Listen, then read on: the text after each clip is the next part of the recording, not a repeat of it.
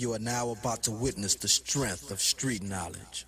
Overprotecting intellectual property is as harmful as underprotecting it. Culture is impossible without a rich public domain. Nothing today, like nothing since we tamed fire, is genuinely new. Culture, like science and technology, grows by accretion, each new creator building on the works of those who came before. Overprotection stifles the very creative forces it's supposed to nurture. That's the way it goes, boy. Walking around like this, and they need to know something. You gotta tell them, you gotta wake them up. You gotta go 1, 2, 3, 4, 1, 2, 3, 4. We like war. We're a warlike people. We like war because we're good at it. You know why we're good at it? Because we get a lot of practice. Can I just clear up this myth about the red dot on the forehead? The night of the wedding, her husband scratches the dot to see if he's won a 7-Eleven, a motel, or a gas station. This country's only 200 years old, and already we've had 10 major wars. We average a major war every 20 years in this country, so we're good at it. And it's a good thing we are. We're not very good at anything else anymore. Huh? I'm Indian, I'm gay, and I'm an immigrant. Which means I fit in nowhere. That's our new job in the world, bombing brown people. Iraq, Panama, Grenada, Libya, you got some brown people in your country, tell them to watch the fuck out, or we'll goddamn bomb them. He's a terrorist. I'm like, me, a terrorist? Hello? Terrorists don't say hello. Well, when's the last white people you can remember that we bombed? Can you remember the last white? Can you remember any white people we've ever bombed? The Germans, those are the only ones, and that's only because they were trying to cut in on our action.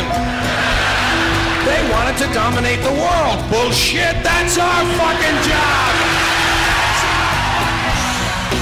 For those of you who come in late, we are now having a little cooking session right here on the scene. I've been trying to work on a revolution, but it's hard. Can't get the schedule all together, you know. Hey, brother, rise and shine. This is the first day to declare your blackness. This is the revolution. Meet me at the corner. And you probably noticed I don't feel about that war the way we were told we were supposed to feel about that war, the way we were ordered and instructed by the United States government to feel about that war. You see, I tell you, my mind doesn't work that way. I got this real moron thing I do. It's called thinking. Like this, and they need to know something. You gotta tell them, you gotta wake them up. You gotta go 1, 2, 3, 4, 1, 2, 3, 4. A man doesn't like 2, does he? He doesn't like number 2. It makes him itch. Truth is not how you see it or how I see it or they see it. There's just a truth. There's a truth.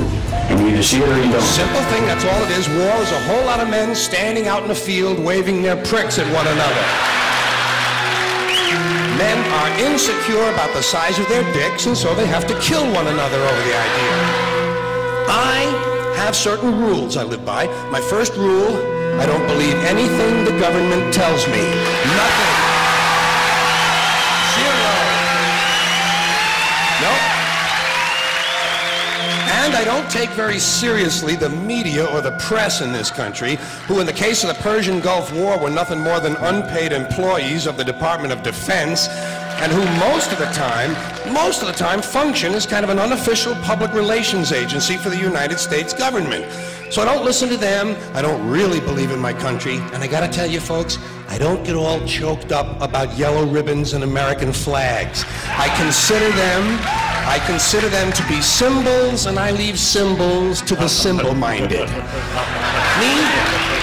I look at war a little bit differently. Men are terrified that their pricks are inadequate, and so they have to compete with one another to feel better about themselves. And since war is the ultimate competition, basically men are killing each other in order to improve their self-esteem.